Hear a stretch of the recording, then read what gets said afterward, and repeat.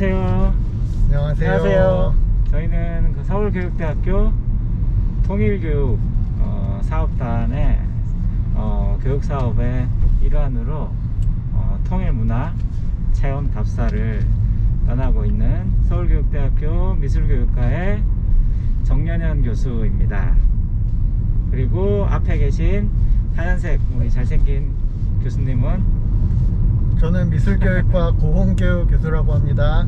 그리고 저희 일정 중에 저희 안전을 책임지고 열심히 또 운전 봉사를 해주실 교수님은 네, 저는 미술교육과 박천욱이라고 합니다. 네, 여러분 안녕하세요. 반갑습니다. 반갑습니다. 저희는 우리 대학을 출발해서 저희 이제 춘천을 지나가고 있는데요. 저희 최종 답사지는 강원도 양구하고 하천 일대를 둘러볼 예정이에요.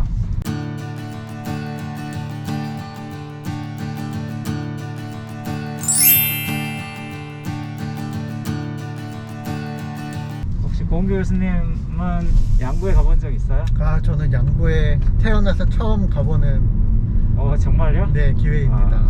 우리나라도 커요. 보면 정말 갈 데도 많은데 아직 양구를 못 가보셨군요. 네. 박찬욱 교수님 가보셨어요? 저도 그 뚜렷한 기억이 없는 거 보면 네. 그다지 인상 깊었던 기억이 없었던 것 같아요. 그래 뭐 지나쳤을 수는 있는데 네네.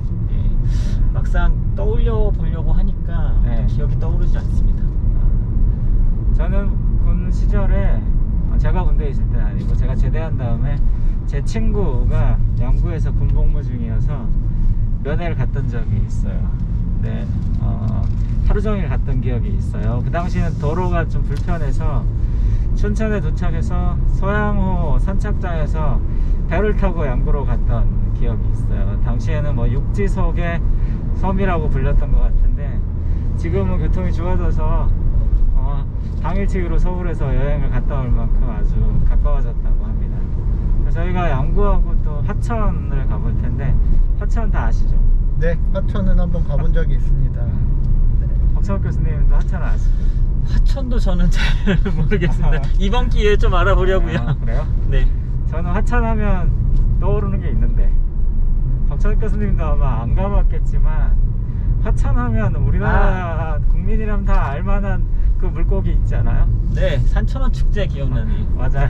화천은 산천어 축제로 굉장히 유명해진 동네인데 사실은 바로 저기 최전방 DMZ을 끼고 있는 제일 전방에 위치한 도시 중에 하나죠. 저희가 가는 양구도 마찬가지고 그래서 저희 통일 문화 체험 답사지로 화천과 양구를 잡은 것도 그 일대에 산재에 있는 이제 통일 문화 또 평화와 관련한 다양한 유적지들을 둘러보려고 합니다. 자, 저희하고 함께 답사를 가보도록 할게요.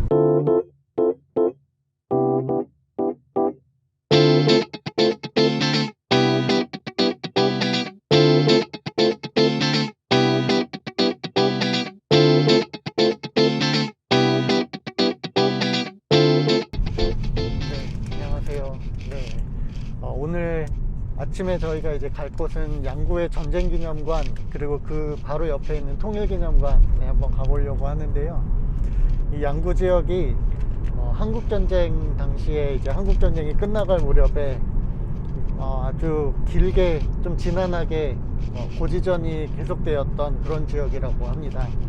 휴전 협상이 생각대로 빨리 진행되지 않고 그 와중에 또 전쟁은 계속됐고 그래서 서로 이제 그 산능성의 고지를 탈환하기 위한 그런 전쟁이 굉장히 그 전투가 치열하게 진행이 됐는데 그 가운데 사망자도 굉장히 많았고 그런 지역이라고 합니다. 그래서 이 양구 지역에 전쟁의 이 한국전쟁의 아픔들 그리고 상처들이 많이 남아있고 그런 것들을 잘 기록해 놓은 곳이 있다고 해서 양구 전쟁기념관, 양구 통일기념관 한번 가보려고 합니다.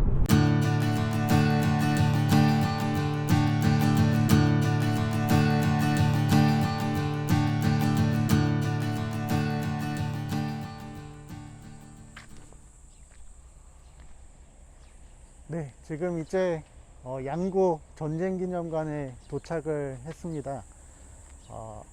이제 초입에서부터 기둥들이 쭉 서 있는데, 이 기둥들 하나하나가 이 양구 지역에서 있었던 그 전투를 하나씩 이렇게 기념하는 의미로 기둥들이 서 있는 것 같고, 이 기둥들이 뭔가 건축물을 이루지 않고 이렇게 서 있는 것도 뭔가 시각적으로 무슨 황폐한 그런 전쟁의 참상 같은 것들을 잘 말해주고 있는 것 같은 느낌이 듭니다. 여기 수풀들이 이렇게 우거져 있는 것도 뭔가 전쟁에 대한 어떤 이미지를 잘 전달해주고 있는 것 같은 그런 느낌이 듭니다.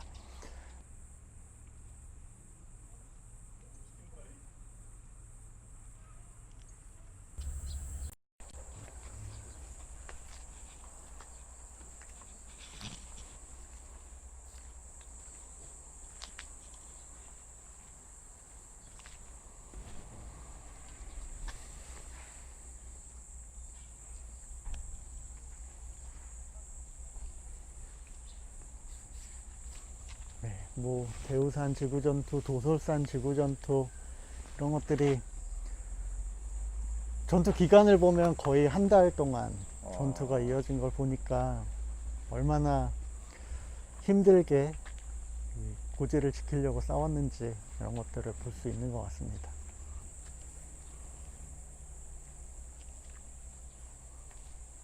피해 능선 전투, 이것도 많이 어디선가 많이 들어봤던 그런 저도 것 같고, 들어봤는데 네. 얼마나 많은 희생자가 발생했으면 그 전투 이름이 피해 능선으로 붙여졌을까.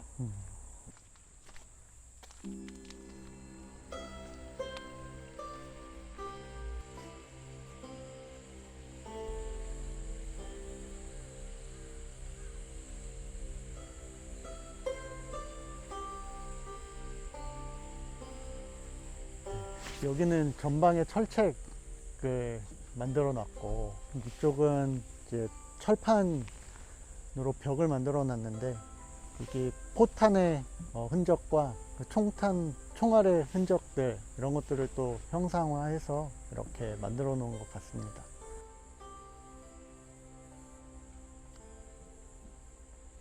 네, 여기 이제 비목이 있는데, 전쟁 중에 사망자를 따로 제대로 장례를 해드리기가 힘드니까, 이제 그 전쟁 중에 이렇게 나무나 이런 데에다가 유해를 묻고 임시적으로 이렇게 비석처럼 만들어 놓은 비목의 모습이라고 볼 수가 있겠습니다.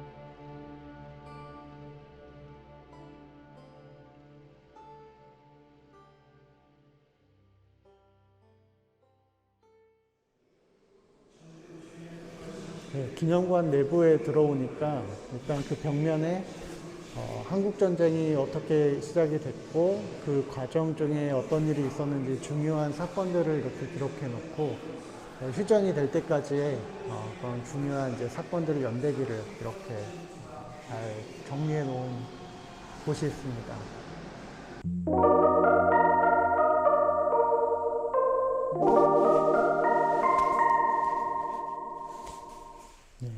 전쟁기념관 전쟁기념관 그 이제 나가는 길에 보니 이 전투에서 양구 지역 전투에서 전사한 그 군인들의 이름이 여기에 이제 새겨져 있는데요. 보니까 약 4천여 명이 이 양구 지역 전투에서 전사했을 것으로 있으나 1,000여 명 정도만 이름이 남아 있다라는 내용이 있고, 여기 보니 춘천사범학교, 그러니까 지금의 춘천교대인데 춘천사범학교에서 전투에 참여했던 학도병 명단도 남아있는 것을 볼 수가 있습니다. 기껏해야 20살, 그렇죠. 19살 네. 그랬을 텐데. 그리고 그 바로 옆에는 이제 이름이 기록되지 않았던 수많은 또 희생자들, 전사자들에 대한 명패가 이렇게 공란으로 남아있네요. 네.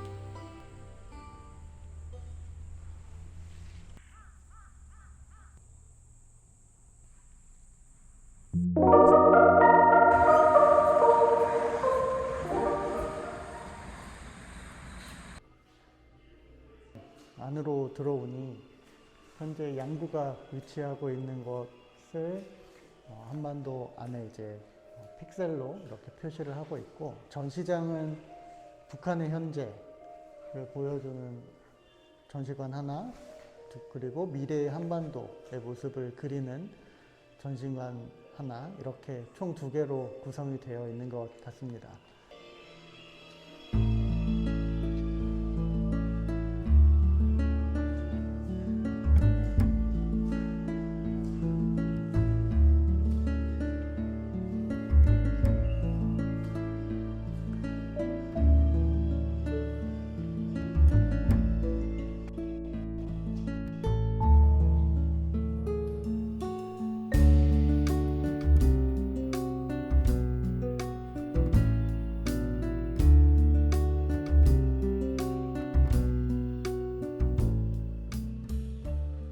여기는 벽화가 있네요. 한반도기가 있고, 보니까 예전에 금강산 관광이 이루어지던 시절 같아요. 그래서 한반도기도 나오고, 금강산 관광을 간 우리 대한민국 주민이 이제 북한 주민하고 이렇게 하이파이브 하는 벽화 같아 보이는데요. 와. 부산보다 크네요. 아, 그래요? 근데 빨리 남북 간의 왕래가 자유로워져서 이렇게 북한 주민들하고 하이파이브도 하고 빨리 평화로운 시대가 다시 찾아왔으면 좋겠네요.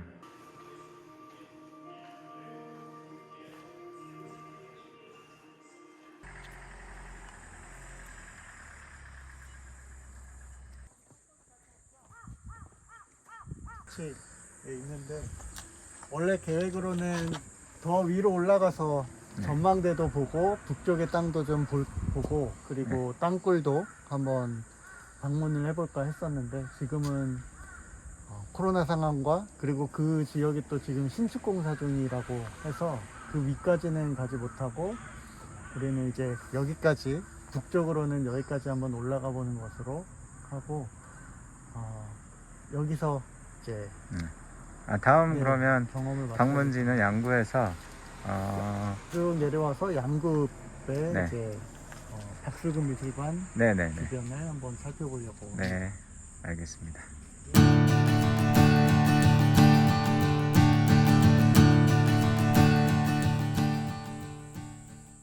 이제 저희는 박수근 미술관에 왔습니다. 박수근 미술관에 들어가서 우리 전쟁 이후 대한민국 국민들의 생활상이나 이런 것들이 남겨져 있는 박수근 화백의 그림을 통해서 그런 것들을 한번 살펴보도록 하겠습니다.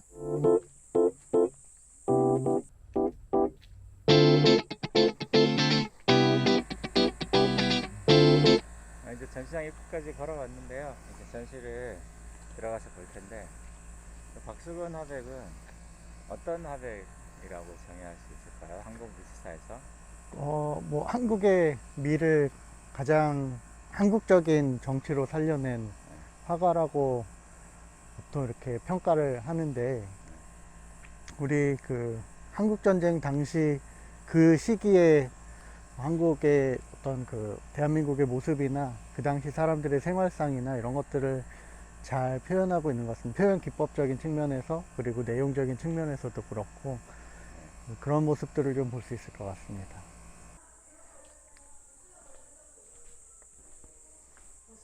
안녕하세요.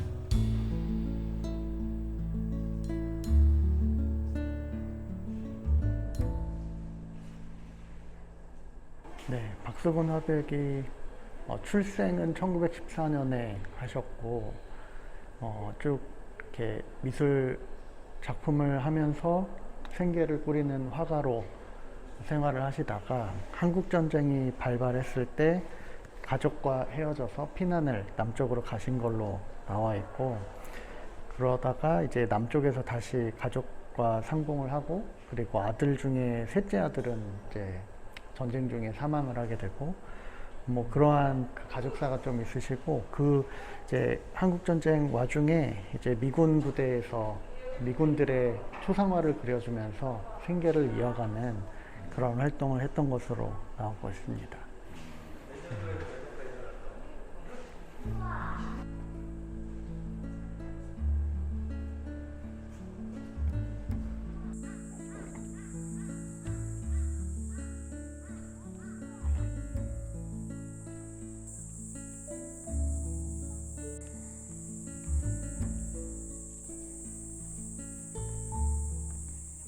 작품의 연대를 보니까 한국전쟁이 일어났던 50년대, 그리고 한국전쟁 이후에 이제 50년대에 좀 이렇게 풍경들이나 생활상들이 좀 있는 작품들이 있던데, 저작권 관계로 저희가 영상에 담지 못해서 좀 아쉬웠어요. 그런 게 좀 아쉬웠습니다.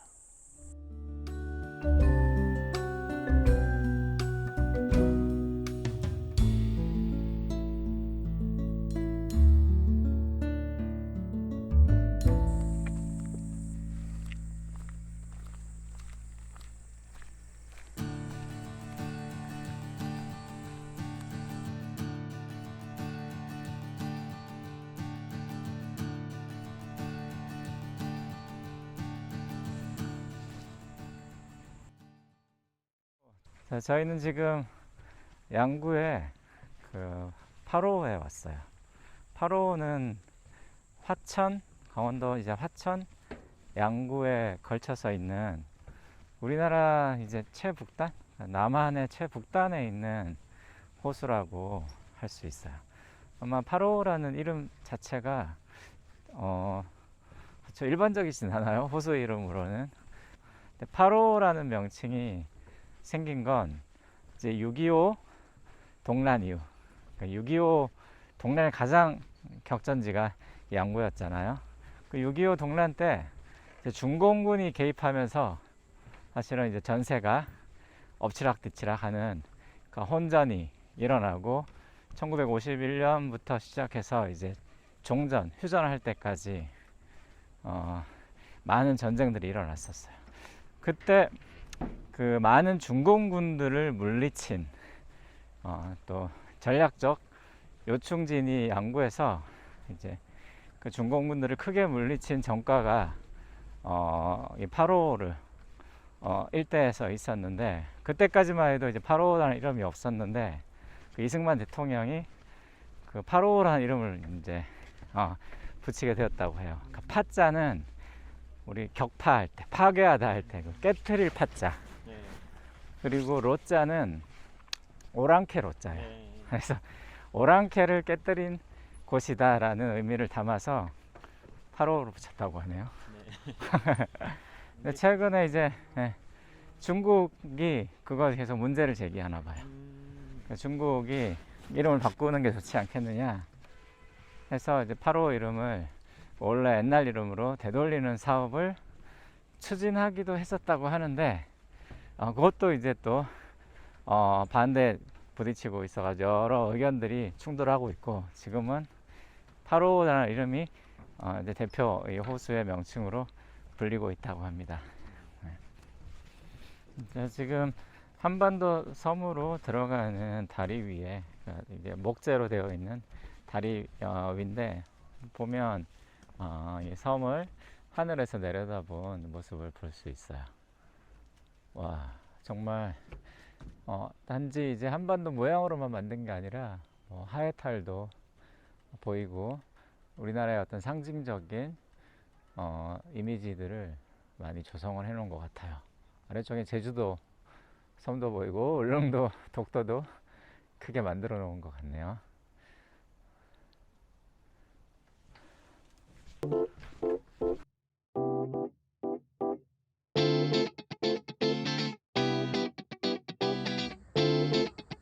우리가 오늘 아주 짧은 시간에 한반도 섬을 일주를 했어요. 최북단부터 시작해서 최남단 한라산까지 왔는데, 우리가 통일이 되면 그렇게 정말 여행 다닐 수 있잖아요. 그렇죠? 네. 네. 통일이 됐으면 좋겠죠. 네. 이렇게 체험해 보니까 네. 이어져 있으니까 이렇게 육로로 다닐 수 있는 네. 장점을 우리가 실제로 느끼니까 네. 통일이 되면 또 육로를 통해서 네. 중국도 갈 수 있고 그럼요. 네네. 이런 또 다른 세계가 펼쳐질 수 있지 않을까 네네. 그런 생각이 듭니다. 요즘 이제 세대 간에, 예전에는 당연히 다 통일이 돼야 된다라고 생각하는 줄 알았는데, 모든 국민들이, 많은 사람들이 통일에 대해서 좀 회의적인 시각을 가진 사람들도 있고, 그래요.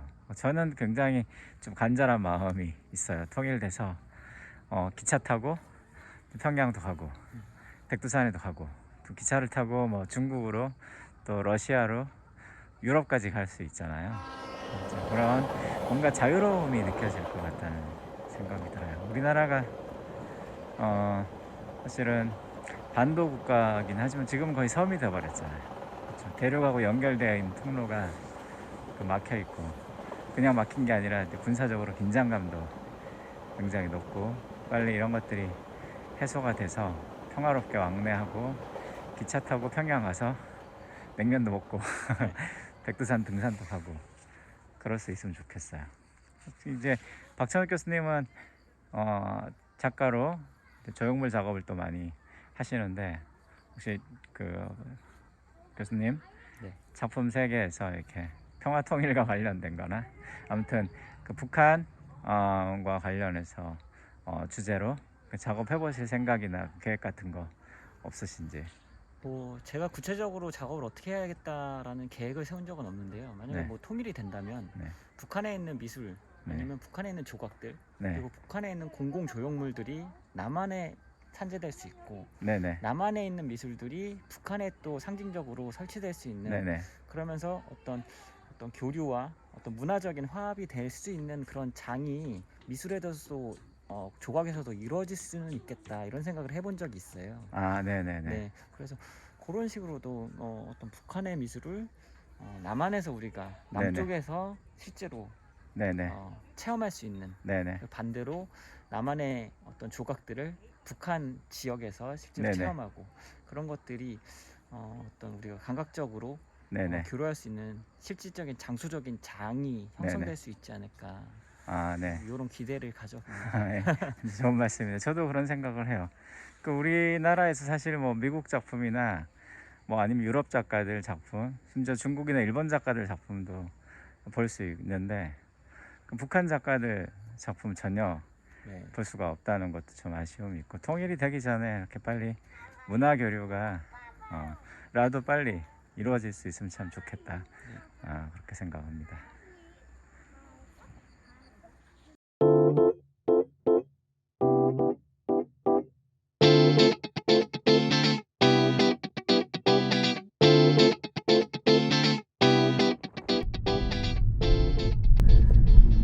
박철 교수님 운전 힘들지 않으세요? 제가 네. 운전 실력이 늘고 있는 것 같습니다.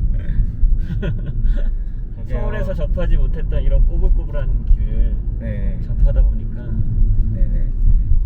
고은 교수님 뒷자리에서 좀 힘드실 것 같은데 괜찮으세요? 재밌게 가고 있습니다. 롤러코스터를 타는 기분. 멀미 나실 것 같은데 괜찮죠? 괜찮습니다. 와, 진짜 평화를 향해 가는 길은 험하네요. 자, 평화는 쉽게 얻어지는 게 아닌가 봐요. 아, 진짜 꼬불꼬불합니다.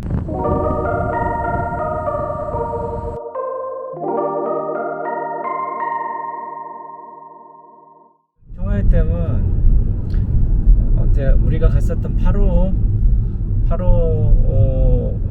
8호만큼이나 또 DMZ 바로 지척에 있는, 그러니까 댐으로서는 가장 북단에 있는 댐이라고 할 수 있는데, 고은 교수님은 뭔가 좀 평화의 댐에 대한 어릴 때 추억이 있을 것 같아요. 그렇죠. 초등학교 때 평화의 댐을 건설하지 않으면 서울이 수몰된다.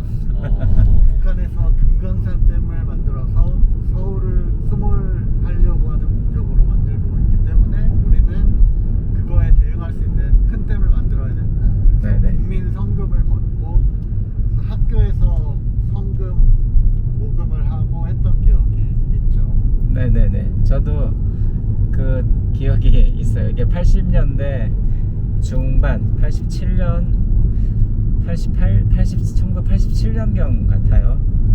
그게 이제 막 대통령 그 선거도 앞두고 있고, 당시가 이제 우리가 대통령 직선제가 아닌 시절이었어요. 1987년에 이제 막 민주화 운동으로 인해서 우리가 대통령 직선제를 얻어냈다고 해야 될까요? 근데 그때쯤에 그 북한의 그 위협을 좀 과장해서 국민들이 그 정치적으로 뭔가 그 안정된 상황, 계속 그 당시에 정권을 잡고 있던 정부가 계속 정권을 지속할 수 있게끔 하려고 하는 일종의 장치로 북한의 위협을 좀 과장해서 북한이 금강산 댐을 만들고 있고, 그 댐을 이용해서 서울을 수장하려고 한다, 수몰시키려고 한다 라는 좀 과대 포장된 정보로 만들어진 게 평화의 댐으로 알고 있어요. 저도 성금을 냈던 기억이 있어요. 당시에 다들 국민들이 굉장히 이제 불안해하면서, 또 우리나라 국민들이 또 단합하는 또 민족성이 있잖아요. 그래서 대부분이 십시일반 성금을 내고, 뭐 돈이 있는 분들은 또 많이 부담하고 해서, 그렇게 해서 만들어졌던 게 이제 평화의 댐으로 알고 있어요.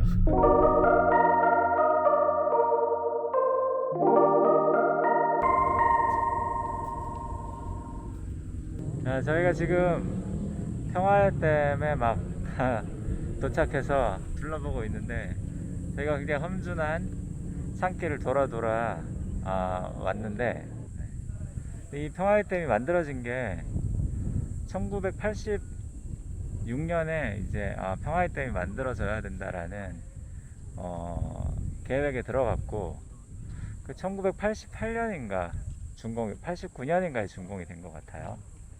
그런데 이제 이 우리나라에 만들어지는 그 대부분의 댐들은 그 식수용으로 만들거나, 아니면 농업 용수용으로 만들거나, 아니면 전기 생산용으로 수력 발전을 위해서 만들거나, 아니면 다목적으로 주로 만들어지는데, 이 댐은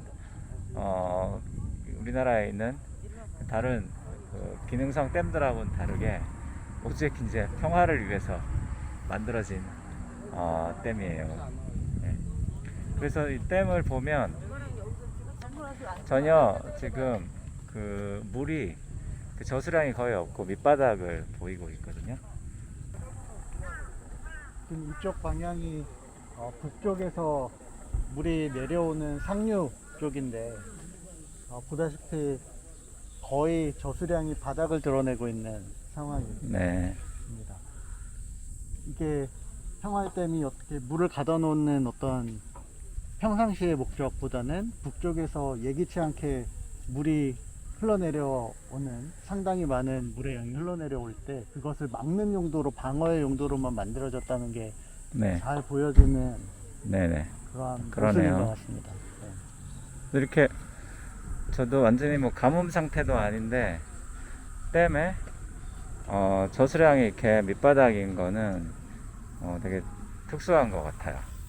굉장히 그 댐의 사이즈가 굉장히 웅장한 것 같은데 그렇죠. 그에 비하면 저수량이 거의 없다는 것도 굉장히 좀 이색적이에요.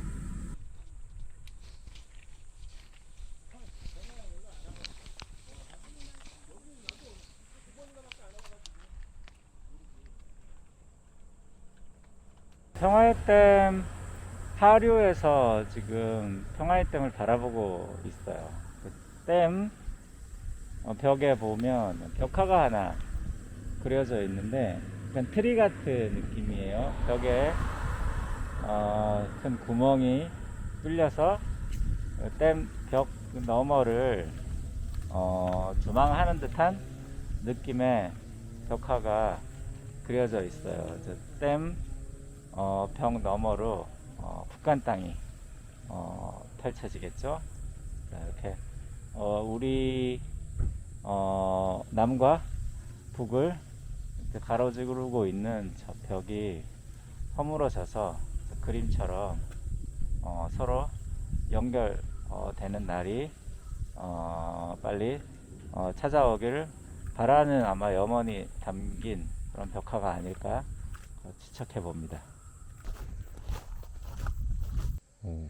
정말 저런 작업을 어떻게 했을지 상상이 안 가는데 교수님 보시기에 가까이서 보시니까 좀 어때요? 가까이서 보니까 오히려 더 네. 느낌이 웅장하다는 느낌이 들고 네네. 그리고 또 미술사적으로 또 그리자유 기법이라는 네네. 벽면에 회색 계통의 한 가지 계열로만 네. 구조 같은 느낌을 주는 뭐 그런 기법도 들어있고 여러 가지로 볼거리가 많은 그런 네네. 작품인 것 같습니다. 그런 기법 때문에 저렇게 약간 입체감이 강하게 살아나는군요. 네.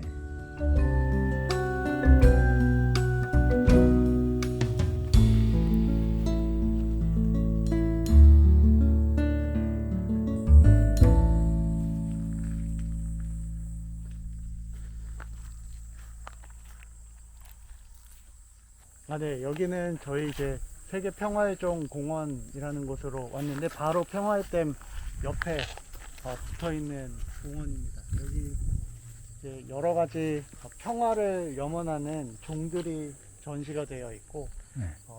그리고 세계 여러 각지에서 전쟁 지역에서 보내온 탄피 같은 것들을 녹여서 평화를 염원하는 큰 종을 만들어 놨다고 해서 여기를 보면서 우리도 이제 평화 통일을 염원하는 네네. 의미로 여기를 한번 답사를 해보려고 합니다. 저 위에 이제 있는 것 같습니다. 올라가야 될 것 같습니다. 네. 교수님 뭐 소개해 주신 거에 따르면 탄피를 모아가지고 그 탄피는 전쟁의 그 흔적이잖아요. 그렇죠? 전쟁의 흔적들을 다시 모아가지고 평화를 상징하는 종을 만들었다는 건 굉장히 의미가 있네요. 빨리.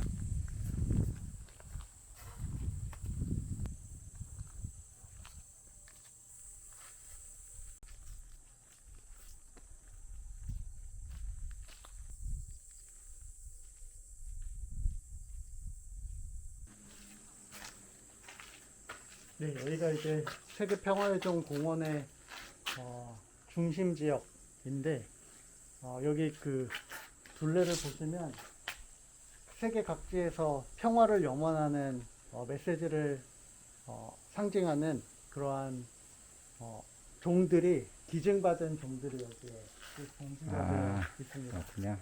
네.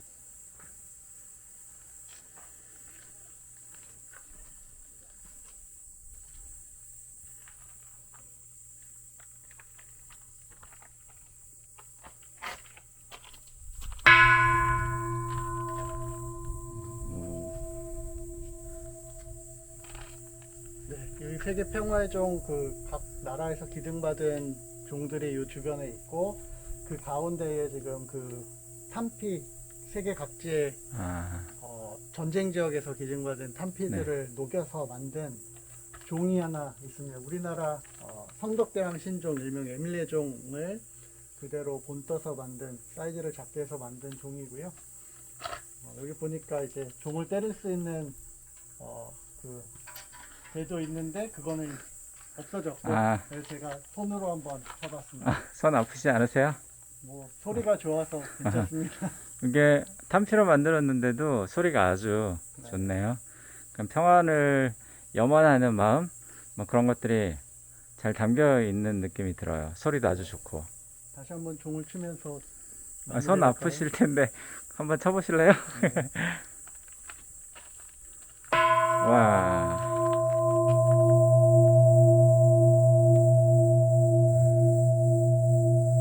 교수님이 손이 아프셨던 만큼 평화는 우리 가까이에 더 다가왔으리라 믿습니다.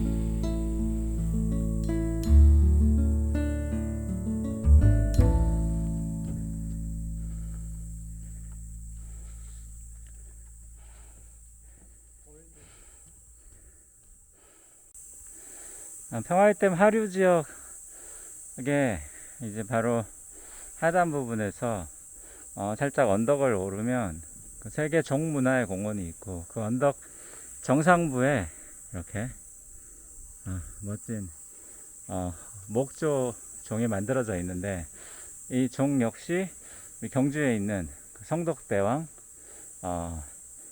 그 신종을 본떠서 만든 종 같습니다. 이렇게 평화를 상징하는 여러 미술 작품들이 그 평화의 댐 주변 곳곳에 설치가 되어 있어서 이 주변을 산책하는 것만으로도 그 평화 통일에 대한 염원을 또 상기시켜 볼 수 있는 그런 체험을 할 수 있는 답사지 같습니다.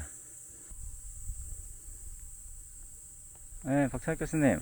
네. 여기 평화의 댐 주변을 보면 이제 많은 조형물들, 미술 작품들이 여기 평화를 염원하는 마음으로 설치되어 있는 것 같은데 이제 조각 작품을 하시는 박찬욱 교수님 보시기에 이 일대 이제 작품들에 대한 소감이 어떠신지 궁금합니다. 일단 조각이라고 하면 그 공간과 장소에 부합되는 작품이 굉장히 중요하거든요. 그래서 그 조각이 공간에서 어떤 의미를 가질 수 있느냐가 상당히 중요한 주제이기도 해요.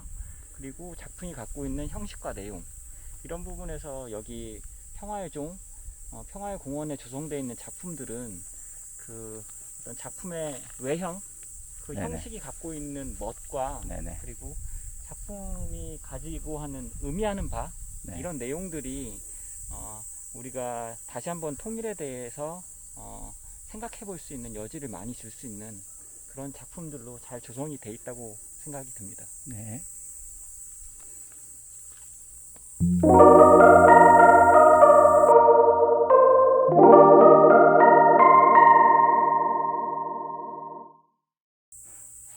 저희가 지금 이제 2박 3일간 통일문화체험 답사 오늘 마지막 답사지로 평화의 댐과 또 평화의 댐 바로 하류 아래에 있는 세계 종문화공원 까지 와서 답사지를 둘러봤는데요. 저 뒤로 보이는 나무로 만든 종이 있네요. 저 종이 어떤 의미를 가지고 있는 거죠? 네, 이 세계평화의 종 공원의 가장 상단부에 있는 종이고, 네네. 그러니까 염원의 종이라고 이름을 붙였고, 이게 보통 종은 네네. 철로 만들어서 네. 쳐서 소리를 낼 수 있게 만드는데, 네네. 이 종은 목조로 만들어서 네. 쳐서 소리를 낼 수 없는 종이라고 합니다. 그래서 지금 아, 남북 분단의 현실을 상징하고 있는 네네. 종이고, 그런데 이것을 소리를 쳐서 낼 수 있는 앞으로의 어떤 남북 소통을 바라는 네. 그런 염원을 담은 그러한 작품이라고 하는데, 네. 어서 빨리 이 종이처럼 지금 현실의 어떤 모습에서 벗어나서 우리가 서로 종도 치면서 소통할 수 있는 그런 평화 통일의 날이 올 수 있기를 기원하는 그러한 종이라고 볼 수가 있을 것 네. 같습니다. 저희 그 답사의 마지막 행선지로 되게 의미 있는 곳에 저희가 온 것 같아요. 일단 2박 3일 여행 중에 저 몰래부터 통일에 대한 염원이 굉장히 컸지만 더 큰 염원을 가지게 되는 그런 시간들이었던 것 같습니다. 박찬욱 교수님께서도 그러셨죠? 네. 자, 저도 그럼, 아주 의미 있는 시간이었습니다. 네. 저희 답사는 여기서 마치도록 하겠습니다. 자, 시청해 주셔서 감사합니다.